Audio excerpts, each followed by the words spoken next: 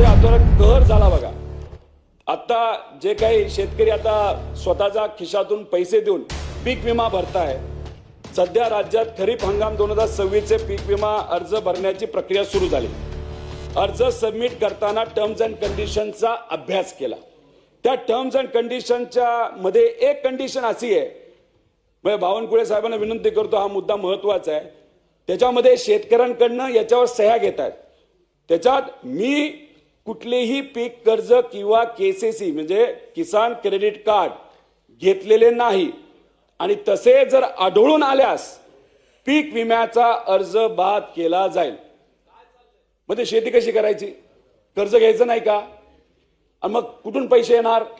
मग हे जे काय विमा कंपनी अशा पद्धतीने अटी टाकतात आणि उद्या जाऊन शेतकऱ्यांवर जर अन्याय करतं, तर कृपा करून हे आता सुरू आहे, तर आपण इथं लक्ष घालून ही अट लगेचच्या लगेच तिथं कशी काढता येईल याबद्दलचा अध्यक्ष महोदय तिथं विचार करावा।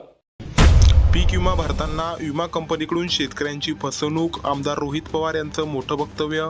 पीक विमा भरताना विमा कंपनीकडून लादल्या जाणाऱ्या अचूक अटींमुळे शेतकऱ्यांच्या मोठ्या प्रमाणावर आर्थिक व प्रशासकीय पातळीवर फसवणूक होत असताना गंभीर मुद्दा अधिवेशनात उपस्थित करत सभागृहाचं लक्ष वेधलं। शेतकऱ्यांना न्याय मिळावा, पीक विमा प्रक्रिया सुलभ व्हावी आणि विमा कंपन्यांच्या मनातील आळा घालण्यासाठी रोहित पवार यांनी विधानसभेत मोठी घोषणा केलेली आहे।